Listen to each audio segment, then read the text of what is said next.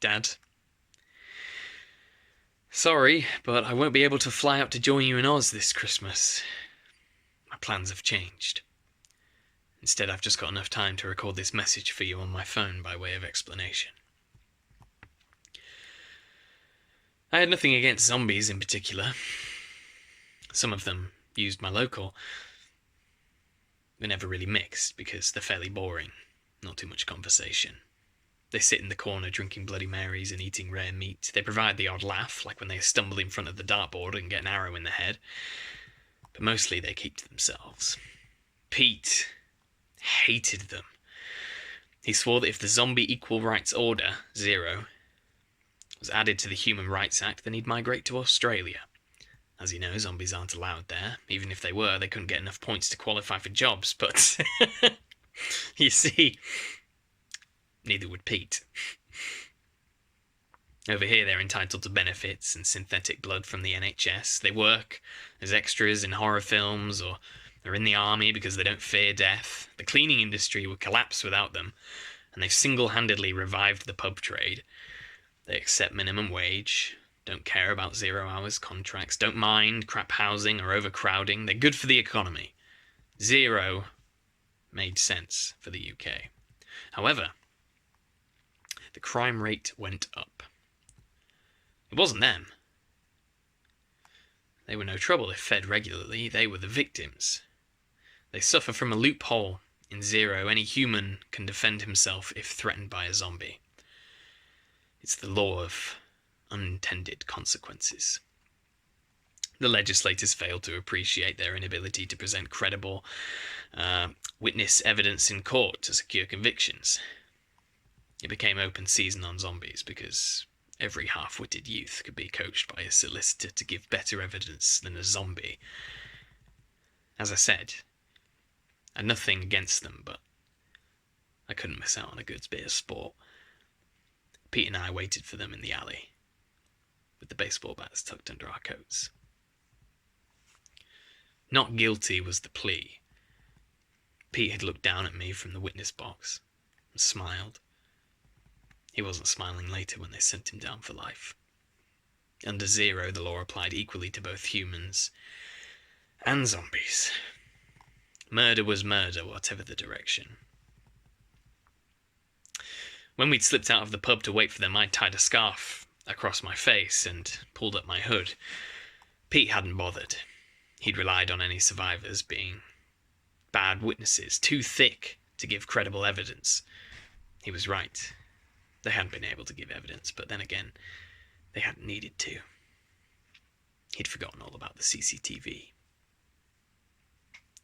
The landlord was upset at losing 4 regular paying customers, and Pete was full-face guilty. The first person ever to be convicted under Z.E.R.O.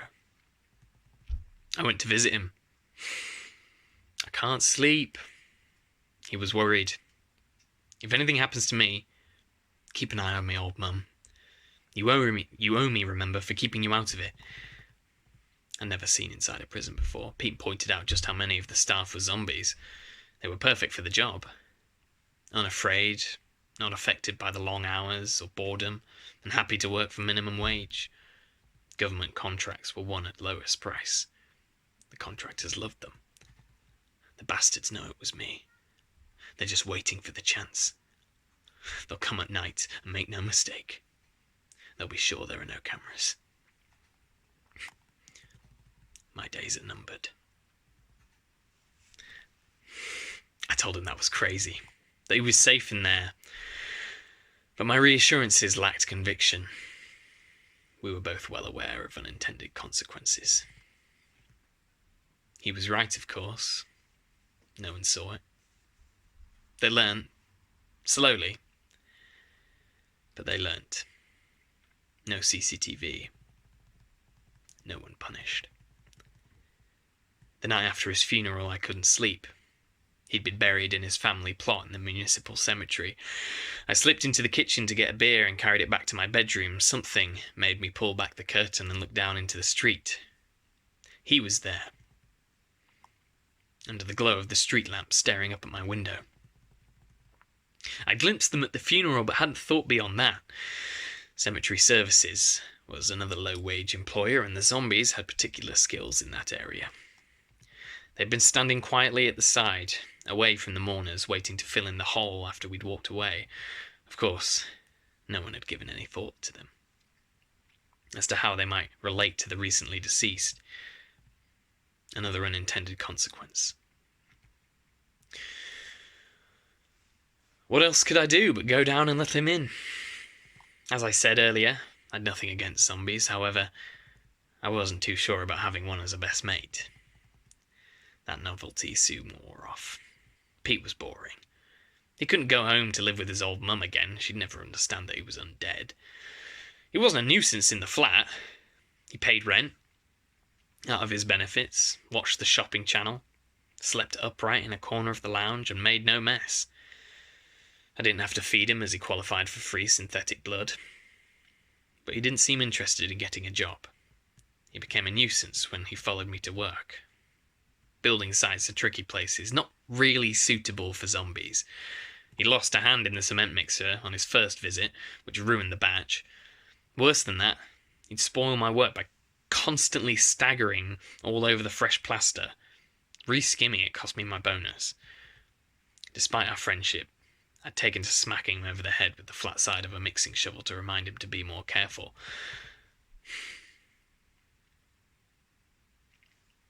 They were waiting in the alley, outside the pub.